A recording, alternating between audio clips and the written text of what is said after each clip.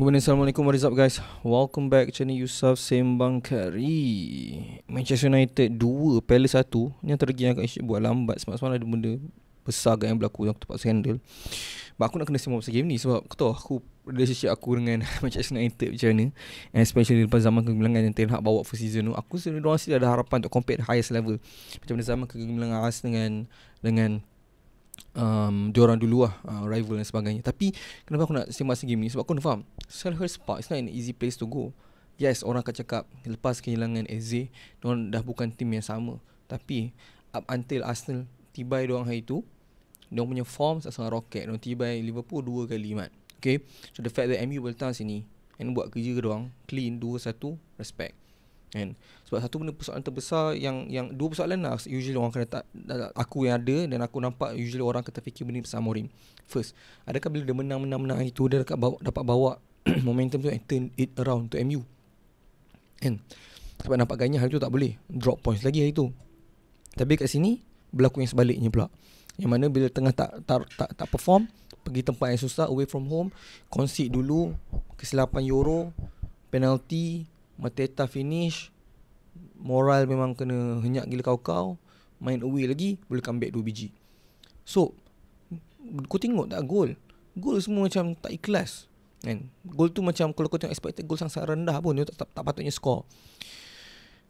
Aku suka gol macam ni, to be honest. Lebih-lebih lagi away from home. Sebab away from home ni kau tak boleh expect, kalau kau team tengah rebuild, kau tak boleh expect kau nak control the game, create a lot of chances. Tak boleh mat. Especially Amorim punya masalah dari segi dia tak dapat lagi betul-betul make sure setiap player dia faham apa yang dia cuba nak. And kalau nak faham, at least kalau kau kalah kau nampak style of play. Masalahnya kat Amorim pun tak nampak lagi. And the fact that dia boleh dapat benda tu and buat benda tu dan dapatkan result kat sini kat Palace, bukan benda yang senang lah. So aku nak kena bagi shout out kat Amorim sebab cara kemenangan 2-1 ni adalah pure team yang memang ada mentality punya resilience. Sebab kalau team-team lain, kalau mana tak boleh nak create chance, dia akan kecundang. Tapi aku tak nafikan first half main Jaminda. Sebab kalau dah ada MU, aku rasa yang mungkin pergi tengok live ke apa, dia akan garu kepala lah. Sebab kalau aku pun, aku akan cuba menahan kemarahan lah. Sebab misalnya sahabat kita tahu, kalau marah senyap, jangan cakap banyak.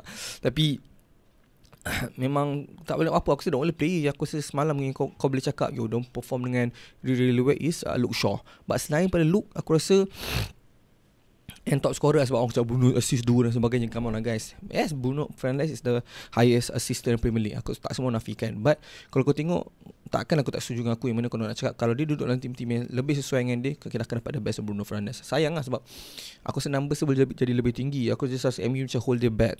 Tapi at the same time, sebabkan aku rasa dia pun suka MU. Dia suka Amorim, pernah main under Amorim sebelum ni. So dia akan play for the team. So tak kebetulan dapat 2 assist, bukan kebetulan. Walaupun assist mesti tak meyakinkan, contoh macam Mount punya assist kan. Tapi idea siapa yang nak pass bola tu? Boleh je dia rembat terus kan. So yeah, shout out kat Mount pun dah slowly jumpa form dia. Sebab bukan kebetulan Frank Lampard beri dia kepercayaan dulu kat Chelsea. Kita dah nampak dia kenapa most of managers yang ada je dia memang beri kepercayaan, kecuali Ten Hag lah season je Tapi season ni kita nampak dia beri kepercayaan sikit lagi. Dan berapa gol penting dah Mamat ni score untuk doang.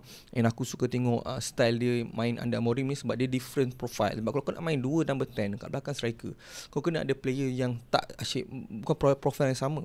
And okay, kalau seorang tu memang second striker, kalau kau nak sub, kau tak boleh main second striker. What's the point? And kau kena ada player macam Mount, creator, dan dia boleh score juga at the same time.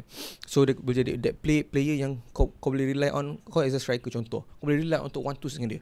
And itu apa yang Mount provide. So itu benda yang mahal. Aku selalu kena bawa momentum ni to the next game. Sebab kalau game-game macam ni sebenarnya ada orang takkan setuju, tapi aku rasa kelebihan untuk MU. Sebab ni adalah game-game yang mana contoh, walaupun kau menang, disebabkan kau menang, kau ada momentum boost kan. Tapi kau nak pergi team next yang kau nak hadap dalam Premier League contoh, team akan cuba analyse game ni apa kau buat. Tapi at the same time tak boleh sangat. Sebab kau bukannya control game, kau bukannya menunjukkan diri kau yang sebenar apa. Sebab kau mau struggle kan. So kemenangan tu tak jadi disadvantage untuk kau. Certain team dia menang-menang jadi disadvantage. Macam Arsenal menang Spurs, menang dengan Bayern.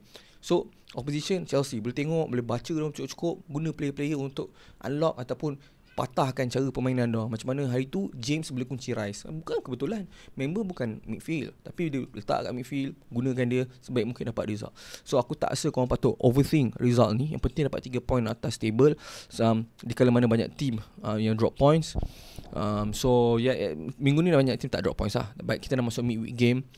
MC pun last minute dan sebagainya. So aku rasa game ni adalah game kita boleh lupakan, dan game dia move on to the next game. Tengok momentum tu boleh bawa ke tak. Tu je dah problem Amorim sekarang ni. Macam mana dia nak kena bawa momentum. Orang akan fokus on signing time, winter signing dan sebagainya. Aku rasa tak penting sangat. Aku rasa lebih kepada macam mana dia nak bawa tim ni di mana banyak player tak ada akan pergi AFCON nanti. Itu yang paling penting sekali. So far cara yang paling efektif aku nampak sebenarnya macam Liverpool buat dan sebagainya adalah kau make sure kau masuk AFCON tu dalam keadaan kau punya form rocket, so that dia tak affect team kau bila beberapa player yang kau rely upon tak ada. On to the next game.